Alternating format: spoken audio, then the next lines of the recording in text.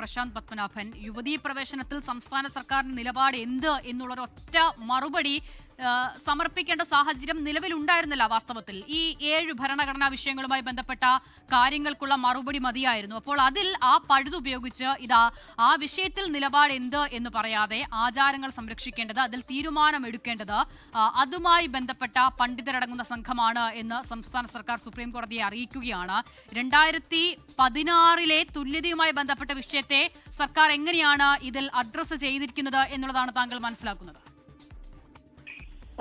സർക്കാർ ഒരു U turn എടുത്തു എന്ന് നമുക്ക് അടച്ചാക്ഷേപിക്കാൻ കഴിയാത്ത രീതിയിൽ കുറച്ച് വിശദമായിട്ട് നിയമപരമായിട്ടുള്ള സാധ്യതകളും അതിന്റെ വ്യാഖ്യാനവും നേരത്തെയുള്ള സുപ്രീം കോടതി വിധികളും ഒക്കെ പ്രതിപാദിച്ചതിന് ശേഷം സർക്കാർ സുപ്രീം കോടതി തീരുമാനം എടുക്കാനായിട്ട് വിട്ടുകൊടുത്തിരിക്കുകയാണ്. വളരെ പ്രധാനപ്പെട്ട ഒരു വിഷയത്തില് ആ തീരുമാനം 2007 ഒരു കൗണ്ടർ അഫിഡവിറ്റ് ഫയൽ ചെയ്തിരുന്നു.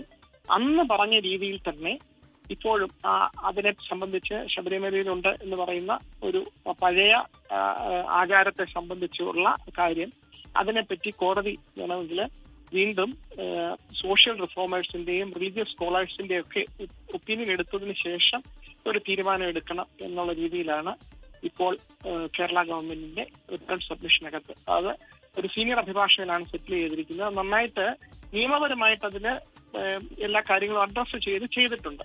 അതുകൊണ്ട് പെട്ടെന്ന് ഒരു നിയമ വിദ്യാർത്ഥി എന്നുള്ള രീതിയിൽ ഒരു കുറ്റം പറയാൻ കഴിയാത്ത രീതിയിലാണ് ചെയ്തിരിക്കുന്നത്. മാത്രമല്ല അഡ്വക്കേറ്റ് പ്രശാന്ത് പത്മനാഭൻ, ഈ രാഷ്ട്രീയമായ ചില ചോദ്യങ്ങൾ ഉണ്ടാകും, പക്ഷെ അതിനപ്പുറം സാങ്കേതികമായി ഏതൊക്കെ വിഷയത്തിൽ മറുപടി നൽകണോ അതാത് വിഷയങ്ങളിൽ സർക്കാർ മറുപടി നൽകിയിട്ടുണ്ട് സുപ്രീം കോടതിയിൽ. അതിനപ്പുറത്തേക്ക് നിലപാട് എന്ത് എന്ന് പറയേണ്ട ഒരു ഘട്ടം ഇപ്പോൾ ഉണ്ടായിരുന്നില്ലല്ലോ, അല്ലേ?